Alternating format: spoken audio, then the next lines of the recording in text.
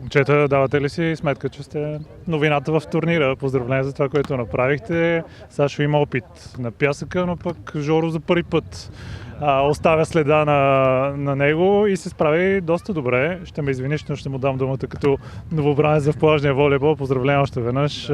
Какво смяташ за представянето в Приморско? Спрямо подготовката, която проведахме, ние нямахме възможност да тренираме много време заедно. Мисля, че представихме повече от добре. Искахме, ако можехме да стигнем на финал. Не успяхме да победим Димитров и Йочев, да, но днес показахме, сега втория матч показахме по-добра игра и мисля, че заслужено спечелихме. Сайд-аут, сервис, натиснахме и много добре на сервис и мисля, че това ни даде шанс да победим. Сашо ме помоли специално да питам защо сте взели участие в Приморско, така че изпълнявам. Решихме да вземем участие първо, защото искаме да се докажем пред националните отбори, националните гарнитури в зала. Момчета като нас, които не са получили шанс да се борят за място с национален отбор на България в зала. Търсиме възможности как да се развием и да защитаваме цвет на България, само че на плажния волейбол. И това е моят призив към моите връстници, когато те не получат повиквателна за национален отбор и да не се разочароват, да търсят начини. Ето, има страхотни условия, турнирът беше уникален, да търсят варианти и възможности за изяви. Тоест, това е пример, който сте искали да дадете на останалите, или в теб има някакво разочарование от липса на повиквателна или нещо в тази посока?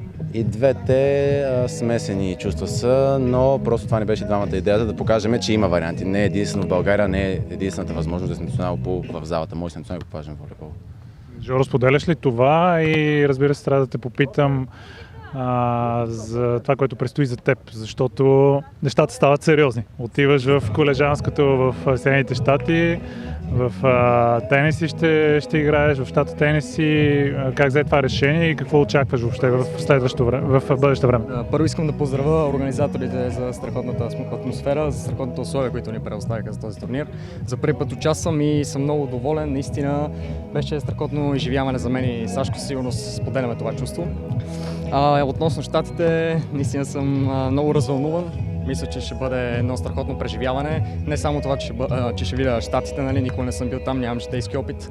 И се надявам да се справим добре с моят отбор. Имаме шанса. Погледал съм и малко, в смисъл имаме си шанс, със сигурност. По време на коментара си се сетих за едно твое изказване преди години. Искам да стана като татко. Готов ли си с тази стъпка?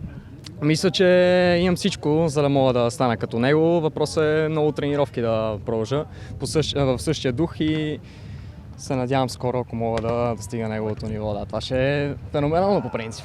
Няма какво да си кажем друго. С тази усмивка според мен нещата ще станат. Сашо, готов ли? Ти го надъхваше доста по време на мачовете.